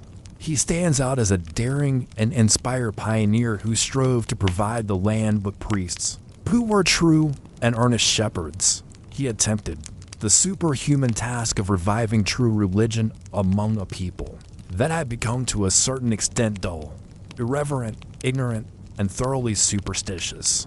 By the 15th century, the Church was suffering from those ills which needed and later gained drastic treatment. The Church had done almost miraculous work in the first few centuries of its existence. If we think only of the success with which it substituted its system of morality for that of pagan Rome, the 15th century followed those centuries when the Church of England, under the direction of great and earnest men, was doing its work with conspicuous success. Yet, the very forces that enabled the Church to make itself a living power. In the Dark Ages, the early centuries embracing the fall of Rome, the empire of Charlemagne, and the kingship of Alfred the Great, became harmful to its continued activity beneficially in many directions. The inadequacy of its work in these centuries appears in the lack of spiritual activity and in the predominance of the material side of religion. The medieval church suffered badly from excessive conservatism. which led towards sloth and a complacent inactivity. The morbid element showed itself during the 15th century mainly in lack of real earnestness, in the enjoyment of luxurious laziness, and in the steady neglect of the age to revise its Christianity. The church, moreover, with its complete segregation from other estates of the realm, had become unpopular socially, while in its political and temporal aspects it had become an immense corporation. With strong vested interests, kings found it necessary to fight it. Religious reformers had to rise up and overcome every form of repression used against them. The decadence is exemplified incidentally in the increasing poverty in material and expression of the monastic chronicles, which practically died out by 1485. The period of turmoil and change was yet to come. Such was the general state of affairs. Nevertheless, the forms and practices of the church continued. The granting of indulgences and pardons, the inexhaustible demand for Peter's pence, went on vigorously. A recognized means of publicly raising funds was employed in February 1455-6, when the Archbishop proclaimed an indulgence of 40 days to those who would help the friars preachers, whose cloister and buildings, including 30 for cells, together with their books, vestments, jewels, and sacred vessels, had been destroyed by fire. The faith of the ordinary citizen was, however, intact. The church came into the people's life daily. The citizen could not walk away from his home without seeing a church and meeting a priest or a friar. He attended the church services and fulfilled his religious duties: baptism, marriage, death, illness, public rejoicing, soldiering, dramatic entertainments, the language of daily life. All these bore the stamp of the church. The very days of relief from work were holy days, feast days in the church's calendar. Taking part in the public processions on Corpus Christi Day, a great annual holiday, was a religious exercise. At the same time, this day was devoted especially to entertainment. Wills of the century show that the citizens lived as religiously as formerly. This spirit is seen perhaps most characteristically in the numbers of candles that wealthy citizens bequeathed for use in church, and in the sums of money they left to specified clergy and other religious for the provision of masses for the souls of themselves, their wives and families, and for those for whom they ought to pray. Masses were thus provided for by hundreds, and in some cases by thousands. The following extracts from the Will 5 of a rich citizen and merchant of York, who had been sheriff and mayor of the city, show admirably the spirit of a member of the middle class in the 15th century. In the name of God, Amen. The 4th day of September, in the year of our Lord 1436, I, Thomas Brace Brigg, citizen and merchant, York, sound of mind and having health of body, establish and dispose my will in this manner.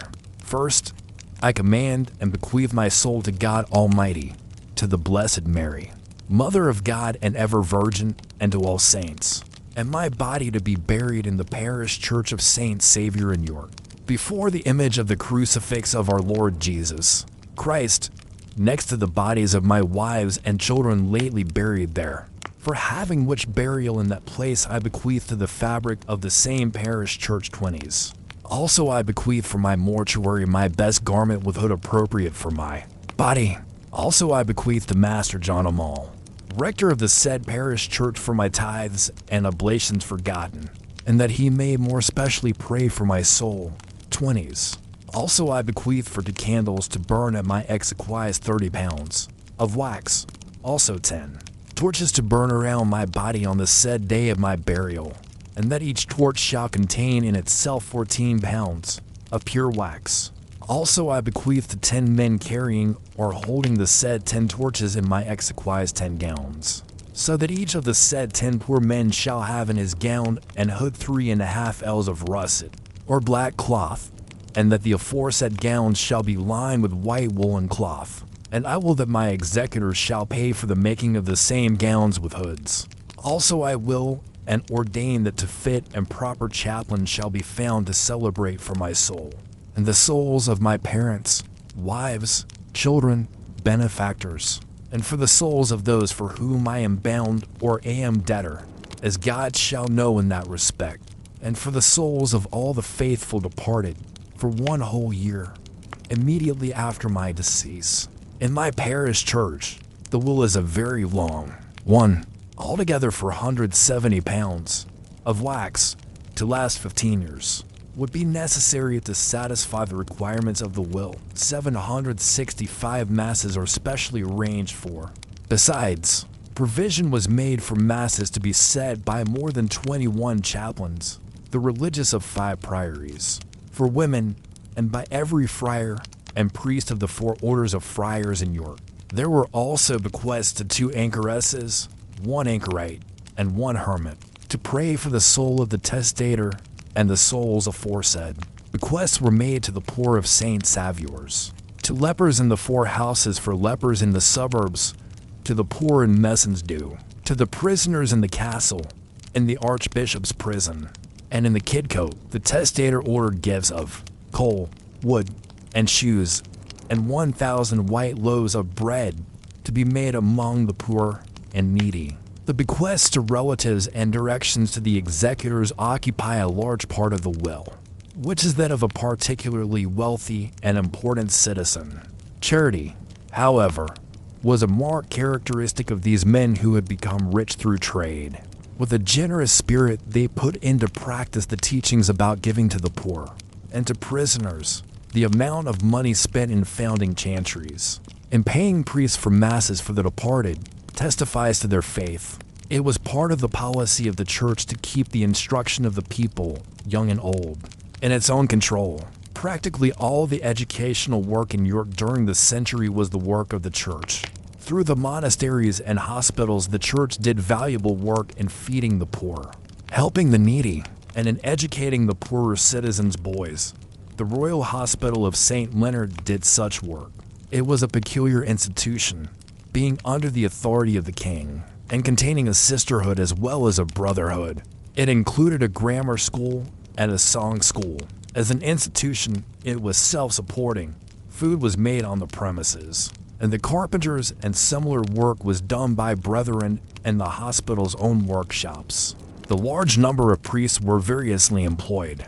There were priests who officiated in the monastic churches, in the parish churches as rectors and chaplains, of whom there were 300 in York in 1436. In the cathedral, where the number of chantry chapels was very great and where services were held simultaneously as well as frequently, some priests were vicars, that is, while the living or cure of souls was held by the rector. The vicar was the actual priest in charge, for the rector probably held more than one benefice and could not serve personally in more than one generally. It was a corporate body, like the dean and chapter or a monastery.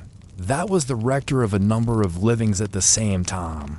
Of the many clergy serving the minster, the dean, who was the incumbent, ranked first. Much of the revenue of the dean and chapter, the governing body, came from landed possessions in York and various parts of the surrounding country. These possessions, divided into prebends, provided livings for the 36 prebendaries or canons, who collectively formed the chapter. Each canon served at the minster during a specified portion of the year, when he lived at his residence at York. The residences of the prebendaries were mostly round the minster close, while his own parish was served vicariously while he was at York. Each canon had a minor canon or vicar choral to act as his deputy at York when he was absent. These vicars choral formed a corporate body and lived collegiately in the bedern. The numerous chantries in the minster were served by priests who also lived collegiately. But at St. William's College, the college, at the head of which was a provost, was founded about the middle of the century. Previously, these priests had lived in private houses. The parish priest was occupied in performing the services in his church, in hearing confessions, in teaching the children, in visiting, interrogating, consoling, and ministering the sacraments to the sick and dying, and in guiding and sharing the life of his parish generally. Each parish church had a number of clergy besides the parish priest attached to it. The number varied from 1 to 10 or more according to the number of chantries. At the church, each priest was helped to great deal in parochial affairs by the parish clerk. The latter was the chief lay official for business in connection with the parish church. His duties required him to be a man of some education. The archbishop was both bishop of the diocese of York and head of all the dioceses which together formed the northern province of the two provinces into which England was divided for the purpose of church rule. His diocese formerly extended so far south as to include Nottingham and Southwell. The archbishop was a primate and occupied a high position in the state. Besides being supreme head of the church in the northern province, he was a great landowner. He possessed, besides his palace near the minster, a number of seats like Cawood Castle in the country. When he was in London, he resided at his fine official palace, York House. The archbishops were great lords of the realm in every way. Archbishop Neville, brother of Warwick the Kingmaker, celebrated his installation in 1465 with a very famous feast. The huge amount and delicacy of the dishes prepared, the number of retainers employed, the splendor of the scene, which was honored by the presence of the Duke of Gloucester and members of some of the most noble families in the kingdom. All the details of this sumptuous feast were intended to impress King Edward IV with the might of the Nevilles. Ecclesiastical preferment was often a reward for services in other branches of the service of the state. Sometimes great offices in the church and the state were held simultaneously. Thus, Archbishop Rotherham was also Chancellor of England for a time. Both Richard Scrope and William Booth, archbishops of the century, had been lawyers. The appointment of George Neville, who had been nominated when only 23 to the See of Exeter, was a purely political one. The bestowing of a high and lucrative office on a member of a noble family that was enjoying the full sunshine of popularity and power. The king could also benefit from church positions otherwise than by presenting them to partisans. During the 2.5 years that the See of York was kept vacant, between the time of the execution of Archbishop Scrope and the appointment of Henry Bowett, in 1407, the revenues went, in accordance with the established practice, to the royal purse. There were also clerks, educated men, but not priests, who were in minor orders. Many a man, asserting that he was a clerk, made application for trial by an ecclesiastical court, so as to get the benefit of the less stringent judgment of the church courts, to which belonged the right of dealing with ecclesiastical offenders. 1. Abuse within the church was pluralism, that is, the holding of more than one office at the same time, with the result that the holder was drawing revenue for work he could not himself do. William Sever, for instance, while abbot of St. Mary's, York, became bishop of Carlisle. These two high offices, one monastic and the other secular, he held simultaneously from 1495 to 1502. The religious orders were of two kinds, viz., monks and nuns who lived in seclusion in monasteries, abbés, or convents, and friars who lived under a rule but came out into the world to preach and work. Both kinds took the vows of chastity, poverty, and obedience to the rule, e.g., Cistercian or Benedictine, Franciscan or Dominican. Some, but not all, monks and friars were priests. There were four well-known orders of mendicant friars, viz., Franciscan Grey Friars, Friars Minor, Dominican Black Friars, Friars Preachers, Carmelite White Friars, Augustinian Austin Canons. Monks and friars wore sandals and long, loose gowns with hoods or cowls which they could pull over their heads to serve as hats. The alternative titles of some of the orders of friars came from the color of their friars' gowns. The Carmelites used undyed cloth, which was white in comparison with the black of the Dominicans. The Benedictine monks of St. Mary's Abbey wore black garments. Their heads were shaved on the crown, the technical term for which was the tonsure. Monks spent their time in attending the frequent services in the monastery church, which they entered at the night and early morning services directly from the dormitories, in copying manuscripts, which occupied a large part of their day, in contemplation and in study, in manual work and recreation. The cloister, where work was carried on, and the church were the essential buildings of the monastery. Monastic life centered in these two places. Its arrangements were dictated by the purpose of making a religious atmosphere pervade everything. Thus, a religious book was read at meals. The luxury and laxity that obtained in monastic life were not confined to the 15th century. The archbishop had frequent occasion in the 14th century to complain, for instance, of the use by monks and nuns of ornaments, and of clothes of finer material than the traditional rule permitted. He condemned the wearing of clothes cut to a worldly pattern. The religious had to be admonished from time to time not to admit strangers within the cloister, and to conform in all respects strictly to their rule.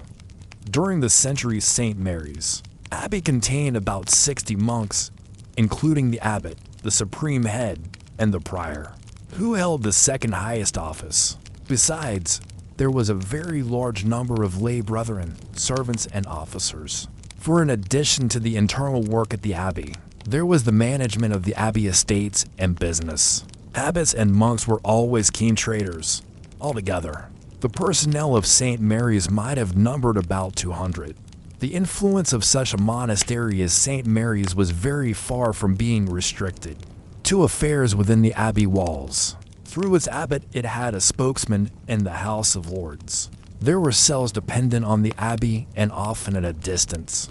The abbot had a number of residences in the country and one in London. The abbey itself had numerous possessions of land and manors in many parts of the country. This was a principal source of revenue. St. Mary's Abbey also had jurisdiction over many churches, not only in York and Yorkshire, but in other counties as well. The other monastic institutions and the minster and some of the hospitals, for example St. Leonard's, had similar rights of jurisdiction and the ownership of land, property, and churches. In some of the churchyards there lived anchorites, anchoresses, and hermits. These were individuals who chose to live a solitary life spent in prayer and religious work. Anchorites led a life of strict seclusion, for they were literally shut in their cells from the world. They did not, however, eschew all intercourse with others, for their solitary lives of devotion, and in some cases of study, gave them a reputation for wisdom that led people to seek them for their advice. Permission was given by the church authorities to those who took up this mode of life, the assumption of which formed part of a special service, the pontifical of Archbishop Bainbridge, who held the see from 1508 to 1514, contains an office for the enclosing of an anchorite. Hermits lived in less strict seclusion. Their aims were similar, but they went about in the world doing good works. One of the worst features of the religious decadence of the Middle Ages was the craftiness of such spurious types of men as those whom Chaucer painted in the Pardoner and the Simoner, and Charles Reade depicted in the peripatetic cripples of the cloister and the hearth. Chaucer wrote in the true spirit of comedy mores corrigere ridendo, but Langland, his contemporary, who describes similar types of men of state as well as of church, did so from the point of view of a moral reformer whose satire is a trenchant weapon. There were many other types of religious men, but it must suffice to refer to pardoners, who by virtue of papal bulls gave pardons, exacting if necessary, a reward in return, and to mention only palmers and pilgrims, who were seen in York when they came to visit the shrine of St. William in the Minster. The palmers were pilgrims who had visited the Holy Land. They liked to wear a scallop shell and their broad-brimmed hats as a sign of their extensive travels. Journeying from shrine to shrine was a favorite occupation, a professional one, of those pilgrims who loved the wandering and easy life, seeing the sights and living at the expense of the monastic hospitality. Some pilgrimages were done by proxy, through the employment of professional pilgrims. A pilgrimage to a shrine celebrated for miraculous cures or the efficacy of the spiritual benefit derived from worshiping at it and invoking the help of the saint was for many an exercise of deep religious devotion. There is no doubt, moreover, that at the shrines of the saints the church proved itself a great healer. It was in fact the popular physician, apart from surgery, The medical practice of the 20th century is in some ways the successor of that of the Church of the 15th, when very popular religious men died, or when, if they were already dead, as in the case of William, Archbishop of York, who died in 1153 and was canonized in 1227, popularity sprang up. It was quite usual for it to be discovered that miracles were being wrought at their tombs. The case of the popular Archbishop Scrape, who was executed, is a typical one. In this way, the calendar of saints was enlarged. The devout had a new interest. The church, the medieval church, however, appeared perhaps at its best in its church services, which drew their effect from the sanctity of the magnificent building, whether cathedral or parish church, the awe inspired by the church politic, the use of Latin and the learned atmosphere, the religious teaching, and, not least, the imposing ceremonies, and the ornate ritual performed amid a profusion of lighted wax candles by priests and dignitaries in resplendent vestments. Education touch. Only school engaged in higher education in York in this century was St. Peter's School, a very old foundation where Alcuin, who in 782 had carried educational reform to the land of the Franks, had been mastered at this school, which was attached to the cathedral, were educated those who were to spend their lives in scholarship, especially as now, after residence at Oxford or Cambridge, future priests and clerks, the sons of the nobility and of the more wealthy members of the merchant class in the city. Other regular schools were the grammar school at the Royal Hospital of St. Leonard and the one at Fossgate Hospital. This educational work was one of the most valuable kinds of public work done by these hospitals. A more elementary and less well-organized education was given by the parish priests and the chantry priests, from whom the children of the city generally, boys and girls, received at least oral instruction. Girls usually received a practical upbringing at home. The only schools for girls were those attached to women's monasteries, of which there was St. Clement's Nunnery alone in York. Educational welfare work, as distinct from direct and organized class teaching, was carried on by the friars, the religious, men who lived under a rule but who went out to work in the world, instead of spending their lives in seclusion as the monks did. The Dominican and Franciscan friars played an important part in education by teaching, especially at the universities. Education was also a foremost interest of the Augustinians, who supported a college at Oxford. Books, which had all to be written by hand, were scarce. The copying of manuscripts, which was done mostly in the monasteries, was laborious work. Instruction was given as a rule orally, but also by means of pictorial art and drama. The stained glass windows were more than ornamental additions to the church building. They were part of the means of instruction.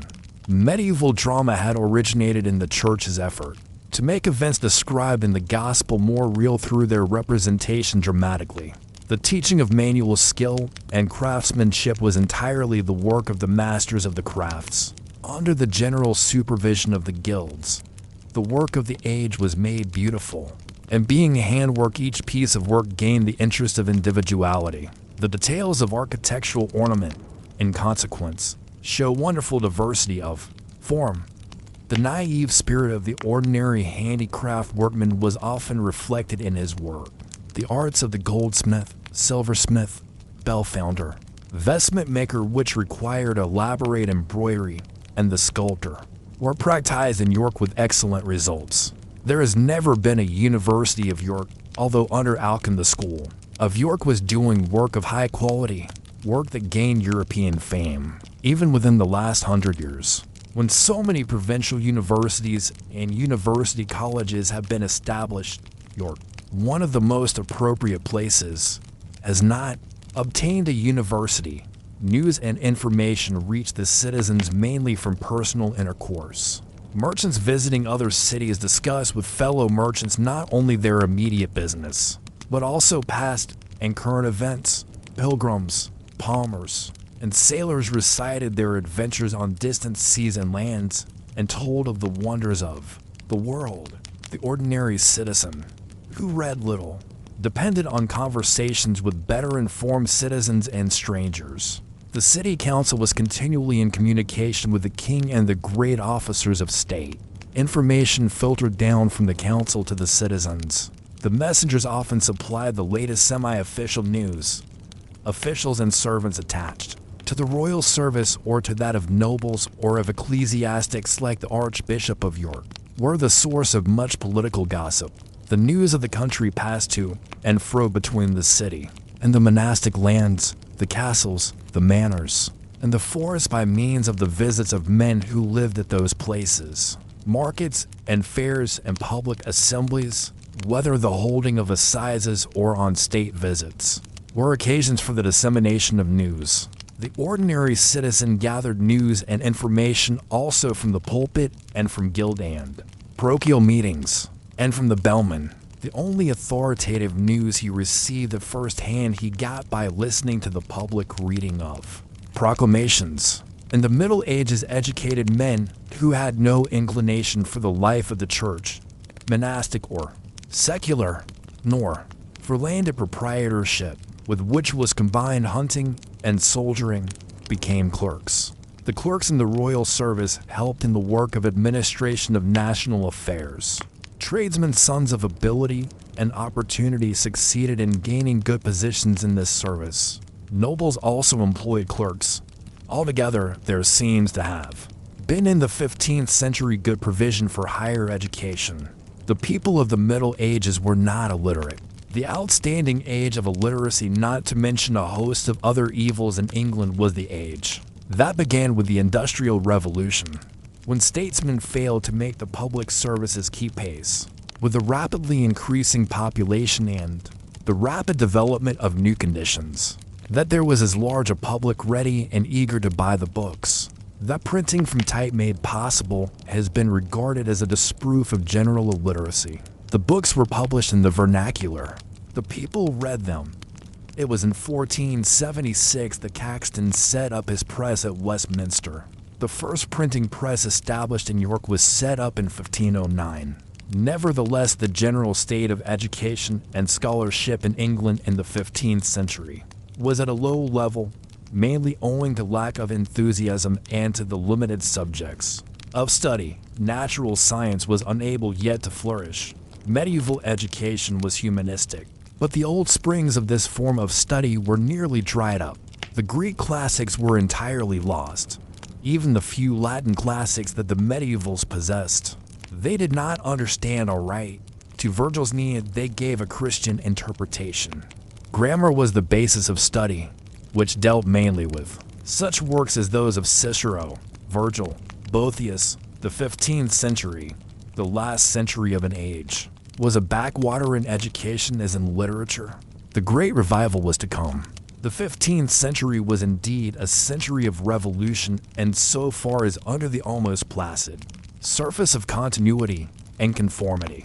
There were forces of revolt at work, probing, accumulating knowledge and experience, perhaps unconsciously, for the day of liberation and change. The Bible was not yet popularly available.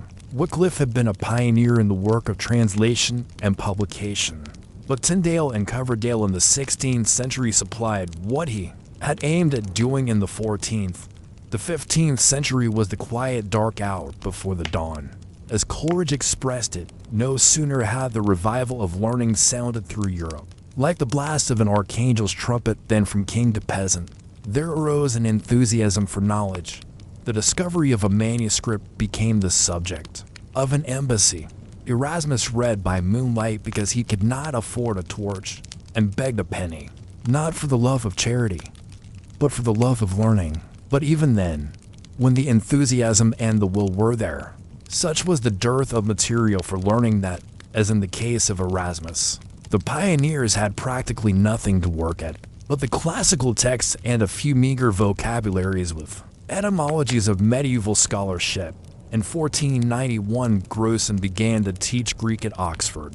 In 1499, Erasmus first visited England. Referring to his visit to this country in 1505-6, he wrote, "There are in London 5 or 6 men who are thorough masters of both Latin and Greek, Even in Italy, I doubt that you would find their equals. England's position was, therefore, in this respect, a good one. In the Middle Ages, holidays were taken as festivals marked in the church calendar. Some feasts, like that of Whitsuntide, were universally observed. The ordinary length of a festival was 8 days, that is, the full week, the octave.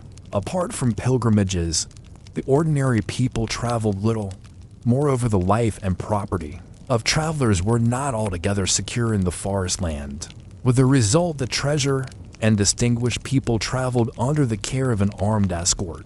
A large city like York was practically self-supporting in public amusements. The 15th century saw the full development of the religious mystery plays and the allegorical morality plays, which with their comic interludes had become popular.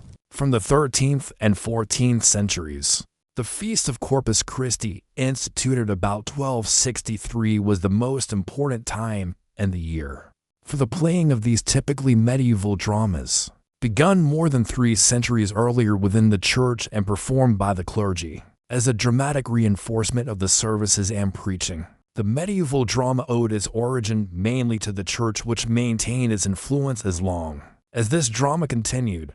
It soon came into the care of laymen, who took part in the productions.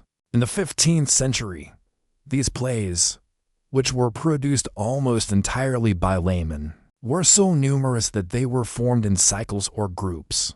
The texts of some of the most famous cycles, those of York, Chester, Wakefield, and Coventry, have survived. The various trade guilds made themselves are